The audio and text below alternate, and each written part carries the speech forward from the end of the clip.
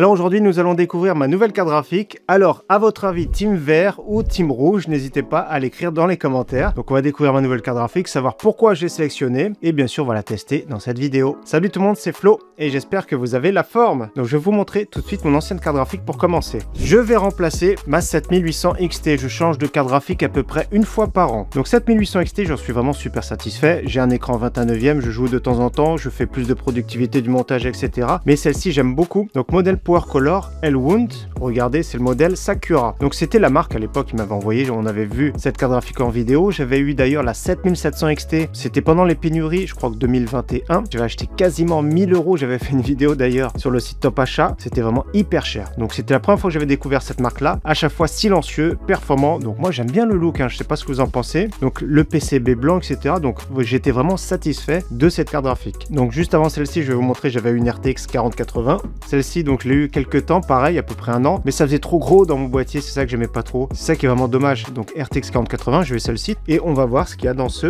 colis. Alors, je l'ai acheté sur le site Rue du Commerce, premier indice. Je mets le lien en description si vous voulez regarder et si vous voulez pas vous spoiler, on va vérifier ensemble. Je vais la découvrir en même temps que vous, hein, de toute façon. Donc regardez. Hop là! Donc c'est une carte graphique de la team rouge. Voilà. Donc j'ai pris ce choix-là, je vais vous expliquer après pourquoi ce choix-là. AMD RX 9070 XT modèle Power Color Elwood Spectral White. Donc c'est quasiment comme celle-ci, sauf qu'elle est en full white. Celle-ci avec les petits motifs en plus, hein, modèle Sakura, et ici full white. Donc pourquoi j'ai choisi? Parce que j'ai vu des tests, et apparemment elle est vraiment excellente. Au début je voulais une 9070, mais vu la différence de prix, je me suis dit, je vais prendre la XT, mais un modèle qui consomme moins. Parce que pour moi, un des choix les plus importants, c'est au niveau de la maîtrise de la consommation, et au niveau du bruit. Pour moi, c'est vraiment les critères les plus importants sur mon PC. D'ailleurs, au niveau processeur, regardez ce que j'ai actuellement. J'ai toujours mon Ryzen 9 7900. Il consomme peu, il chauffe peu. J'aime beaucoup celui-ci, il me convient très bien. Si je devais changer prochainement, donc dans mon futur PC, quand je vais monter un PC complet, d'ailleurs, je crois que ça fait 2-3 ans que j'ai le même PC que j'ai fait évoluer, je mettrai celui-ci après un autre Ryzen 9, à moins que ça change entre temps, et je me décide pas, le Ryzen 9 9950X. Je pense que je partirai sur celui-ci. Donc voilà, pour vous dire que moi, je préfère cibler, on va dire, la consommation et le silence. Donc de base, la 9070, j'étais parti sur celle-ci parce qu'elle consomme que 220 watts et c'est vrai qu'elle consomme plus la version XT, notamment on a testé récemment ce gros bébé ici, modèle XFX Mercury OC, c'est pour ça qu'on va le comparer. Ça c'est un modèle qui est fréquencé à 3100 MHz en boost, donc il est plus performant, il consomme plus, donc on va comparer la consommation d'un modèle overclocké, d'un modèle on va dire plus classique, et au niveau du bruit etc, ça peut être vraiment pas mal. Et tant qu'à faire, quitte à faire un comparo, je vais inclure la RTX 5070 Ti, ici le modèle notamment MSI Ventus. Le seul défaut de celui-ci c'est au niveau du bruit, autrement au niveau performance tout ça, c'est vraiment très bien. Donc on va comparer tout ça et on va découvrir cette carte graphique. Donc c'est le modèle, on va dire, plus accessible entre guillemets de chez Power Color. Le modèle le plus haut de gamme overclocké, c'est le modèle Red Devil qui existe également en Spectral White. Vraiment magnifique également. Celui-ci 2 connecteurs 8 broches, la version Red Devil, 3 connecteurs 8 broches comme la XFX de toute façon. Donc découvrons cette carte graphique.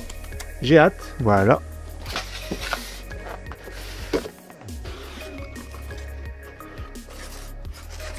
Sympa. Déjà, on va juste regarder les dimensions côte-côte. Moi, c'est ce que je voulais pas un truc trop épais parce que la Sapphire pure, j'aime beaucoup, mais 3 slots d'épaisseur, j'en ai déjà parlé en vidéo de toute façon récemment, 3 slots d'épaisseur, c'est un petit peu trop épais pour moi, je trouve. Donc celui-ci, c'est vraiment un bon compromis. C'est 2,5 on va dire. Alors, dans le bundle... Ah, ils font des souris, je savais même pas. Donc Power Color fait des souris, bon bah c'est une bonne nouvelle. Et des casques. Il y a autre chose ou quoi? Il y a rien dans le bundle, même pas un support. Franchement, ils sont radins, ils abusent. Non, il y a rien. Regardez. Bon, on va la découvrir. On va épargner le bruit.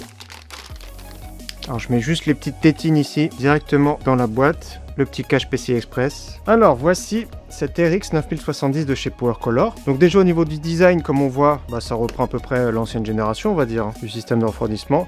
Un peu plus longue, hein. C'est différent ici. 3 ventilateurs pareils. Au niveau de l'épaisseur, de la hauteur, tout ça, c'est plus ou moins pareil. Donc j'ai voulu rester dans ces dimensions-là. J'aime pas de toute façon les gros boîtiers, les grosses cartes graphiques. C'est pour ça que j'avais été déçu de ce parpaing. Regardez la différence, hein, c'est plus la même, hein, surtout au niveau de l'épaisseur. Donc on fait le tour rapidement avant de retirer les petits films. Comme on voit, 2 connecteurs, tout est blanc, hein, 2 connecteurs 8 broches. Le BIOS OC ou le BIOS Silent, silent. Moi, par défaut, je mets tout le temps silent. Ensuite, LED switch ou pas, donc on peut mettre l'éclairage ou non. Donc je sais plus où c'est éclairé, je crois que c'est sur le côté ici. On verra après, je mettrai plus de plans. Le PCB blanc, le radiateur blanc, les ventilateurs, ouais, full white, il n'y a rien à dire. Hein. Même à l'arrière, hein, full white. Hein. C'est vraiment un modèle sympa. Ça, j'aime pas, ça c'est pénible qu'ils mettent les petites références là. Ils devraient les mettre cachées derrière, je sais pas, c'est pas beau. Voilà, ça normalement l'œil il est allumé ici. Ça fait un petit peu satiné, c'est même très joli. Et de l'autre côté, les protections. Ah c'est bien, il y a une petite languette. Donc voici ce que ça donne au niveau du look. Hein. C'est white, hein, de toute façon, c'est satiné un petit peu. Donc là, c'est du plastique, mais ça fait qualité. Hein. C'est autre chose que celle-ci. Hein. La XFX, c'est moins qualitatif, de toute façon. Regardez la différence. Je mets celle-ci de côté. Donc deux 9070 XT. Modèle ici XFX, le modèle haut de gamme, le Mercury OC. Donc avec des grosses fréquences. Et regardez celle-ci. Bah, pour moi, ça se trouve, les performances vont être plus ou moins équivalentes. Surtout au niveau... Bah, celle-ci, elle chauffe pas. De toute façon, les 50 degrés, on va en reparler après. Par contre, elle fait un petit peu de bruit. On va reparler aussi après. Mais celle-ci devrait être beaucoup plus silencieuse et consommer moins. Donc regardez la différence, les parpaings qu'ils nous font maintenant. Donc 2x8 broches. Dommage qu'il n'y ait pas le petit connecteur 12 V Type Power parce que c'est un petit peu plus discret. Et là au niveau du look, ouais comme ça c'est sympa. Agréablement surpris, n'hésitez pas à me dire ce que vous en pensez. C'est sûr que c'est un petit peu cher, 879 €. Je vous rappelle, pour ceux qui veulent, hein, je mets le lien en description, je l'ai acheté sur le site Rue du Commerce. Donc je vais faire les petits tests, surtout au niveau des performances comparativement à celle-ci et comparativement à l'RTX 5060 Ti. On va tester les températures, la consommation, etc. Et on se retrouve tout de suite après. Alors changement de décor, est-ce que je regrette l'achat de ma nouvelle carte graphique? Donc regardez, elle est vraiment super jolie. Moi j'aime bien personnellement au niveau du look, hein, sympa. Donc ouais, comme j'ai dit, au niveau de l'éclairage, c'est ici, on peut l'éteindre. Et il y a le petit œil ici, qui peut être vraiment magnifique. Donc au niveau du look, tout ça vraiment sympa. Donc il y a beaucoup de points positifs, mais un gros point négatif. Mais je vais en parler et vous allez voir si c'est bien ou pas. Hein. Donc déjà pour commencer au niveau des fréquences, maximum 2970 MHz en boost. Le modèle XFX, 3100 MHz en boost. Hein. Regardez la différence, déjà c'est un gros parpaing celui-ci. Et donc globalement au niveau de la consommation, la XFX par rapport à la Power Color de base consomme moins 38 watts en charge. Le gros point négatif justement, je vais en parler tout de suite, c'est au niveau du bruit. Donc déjà pour commencer au niveau du bruit, celle-ci, elle était un peu bruyante. Donc celle-ci maximum c'était 50 décibels. Déjà on avait testé cette carte graphique. Ouais, c'était bruyant, 50 décibels, ça commence à faire beaucoup parce que les fréquences sont élevées, tout ça. Mais le système de refroidissement est vraiment surdimensionné, c'est-à-dire qu'au niveau des températures, c'était vraiment top, maximum 53 degrés. Donc ça reste vraiment un excellent système de refroidissement et j'avais conseillé de mettre un profil de ventilation beaucoup plus soft. Concernant celle-ci maintenant, le modèle Power Color, donc elle consomme moins, comme j'ai dit, moins 38 watts. Donc je m'attendais à ce qu'elle fasse peu de bruit. Déjà, elle chauffe peu, hein, 55 degrés maximum. Et au niveau du bruit, bah, c'était vraiment la grosse déception. Jusqu'à 3000 tours par minute à 100%, donc ça tourne à 100%. 56 décibels, je vous fais écouter de suite.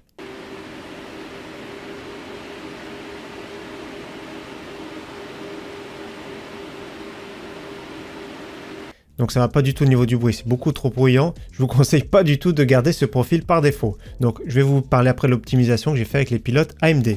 D'ailleurs, j'ai remesuré au cas où celle-ci, la MSI Ventus qui était considérée bruyante, 49 décibels. Donc c'était vraiment la plus silencieuse des trois. Donc après au niveau consommation, celle-ci un tout petit peu moins, c'est celle qui consomme le moins. Mais vous allez voir qu'à la version optimisée de ma nouvelle carte graphique qui consomme encore beaucoup moins. Donc justement concernant les benches, hein, j'ai pas benché avec les RTX 5070 Ti pour pas embrouiller parce que j'ai fait pas mal de tests. Hein. J'ai fait 10 jeux en 4K qualité élevée. Je vais vous passer déjà 5 benches rapidement. Ça va prendre moins d'une minute. Hein.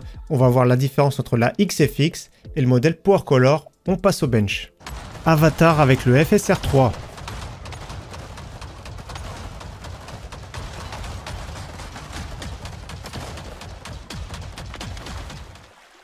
Black Myth avec le FSR 3 plus Frame Generation.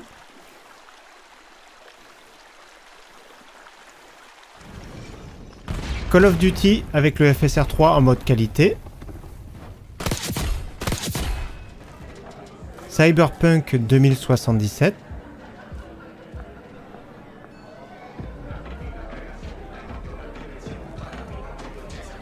Forspoken.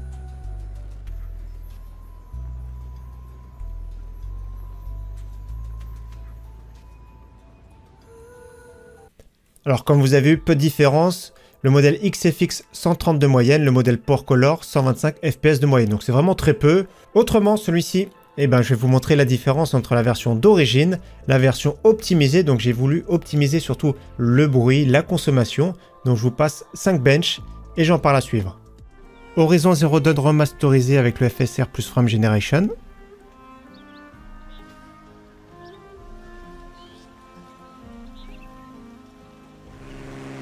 Microsoft Flight Simulator.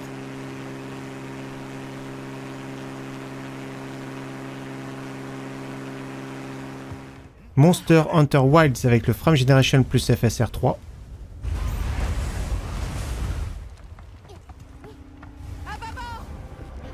Skull and Bones.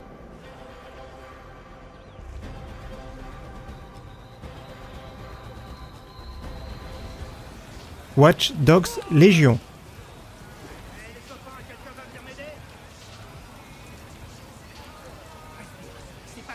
Donc de base, ce modèle-là, la moyenne sur les 10 jeux, c'était 125 FPS. La version optimisée, j'étais un tout petit peu mieux d'ailleurs sur Skull and Bones, c'est bizarre, mais j'étais à 119 FPS de moyenne. Donc c'est pas une grosse chute, c'est moins 6%, mais vous allez voir qu'en contrepartie, on gagne énormément. Donc on perd en performance, c'est ce que je voulais de toute façon de base, comme j'ai dit, je voulais partir sur 9070. Donc là, je suis vraiment satisfait, et c'est surtout au niveau des résultats. Donc je vais vous donner mon optimisation, et après on va voir si c'est bien ou pas. Donc j'ai mis un profil de ventilation, j'ai bloqué à 50%, ce qui va tourner à peu près à 1600 tours par minute. Et au niveau du bruit, on est passé de 56 décibels à 38 décibels. Là c'est vraiment top, je vous fais écouter de suite.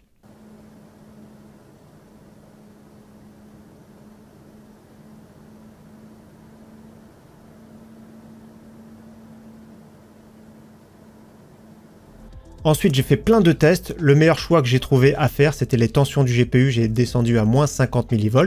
J'aurais pu même descendre encore un petit peu. Power limit, donc j'ai testé du plus 10%. Là, je suis passé à moins 30% carrément pour contenir au maximum la consommation. Et ce qui donne sous OCCT, je suis arrivé à 49 degrés, donc j'ai perdu 6 degrés. On a carrément perdu 30% de consommation. Je suis à 236 watts maximum, donc moins 100 watts de consommation. On se rapproche vraiment d'une RX 9070 qui est de 220 watts, donc 236 watts, vraiment excellent. Au niveau de 3D Mark, moins 90 watts aussi également, 212 watts maximum. Au niveau score 3D Mark, j'ai perdu un petit peu, moins 8%. Je suis passé de 29 485 points à 27 320 points. Donc l'optimisation sympa, j'ai pas optimisé la RAM parce que de base la RAM j'ai trouvé qu'elle chauffait beaucoup. Bon, beaucoup ça passe encore, donc la VRAM était à 100 degrés à peu près. Donc j'ai pas voulu l'optimiser, je peux même baisser un tout petit peu les fréquences pour qu'elle chauffe un peu moins, mais j'ai pas voulu y toucher. Donc pour moi c'était vraiment la meilleure optimisation possible sur cette carte graphique. Donc comme j'ai dit, moins 100 watts, moins 30% de consommation pour perdre uniquement 6% de performance en jeu. Et ben moi je prends, c'est vraiment les réglages que j'ai choisis et c'est vraiment le très bon compromis, sachant que j'ai un processeur en plus, comme vous savez, qui chauffe peu. Donc je vais avoir un PC qui consomme peu, qui sera relativement silencieux. Donc 38 décibels ça passe dans le boîtier, ce sera un petit peu moins on va dire en charge. Mais voilà, excellent. Moi je trouve que c'est vraiment bien. Dommage que par défaut je comprends pas pourquoi ils mettent des profils comme ça aussi agressifs, sachant que les températures de base sont vraiment excellentes. À 55 degrés, ils auraient pu laisser courir jusqu'à 75 degrés parce que par exemple la RTX 5070, celle-ci va monter en charge à 70 degrés, ça pose zéro problème. D'ailleurs celle-ci, le potentiel d'overclocking chez Nvidia c'est vraiment impressionnant. Du côté d'AMD, l'overclocking c'est pas terrible, vaut mieux optimiser au niveau de la consommation, au niveau du bruit. Et c'est vraiment le choix que j'ai choisi. Donc voilà, au niveau du look c'est sympa, au niveau du bruit vraiment surpris et pas dans le bon sens. Mauvaise surprise au niveau du bruit, je m'attendais à un profil vraiment beaucoup plus silencieux. On se demande des fois si c'est pas optimisé à la va-vite parce qu'il y a quand même possibilité en quelques minutes de faire des profils vraiment top. Donc je me suis basé vraiment sur les pilotes, n'hésitez pas à copier ou optimiser par vous-même, il y a beaucoup de choix d'optimisation possibles sur les RX 9070 et 9070 XT. Donc voilà pour cette vidéo, j'espère qu'elle vous aura plu, moi ça m'a fait plaisir de partager ma nouvelle carte graphique et j'espère vous revoir de toute façon très bientôt sur ma chaîne. Je vous dis à très bientôt, ciao bye.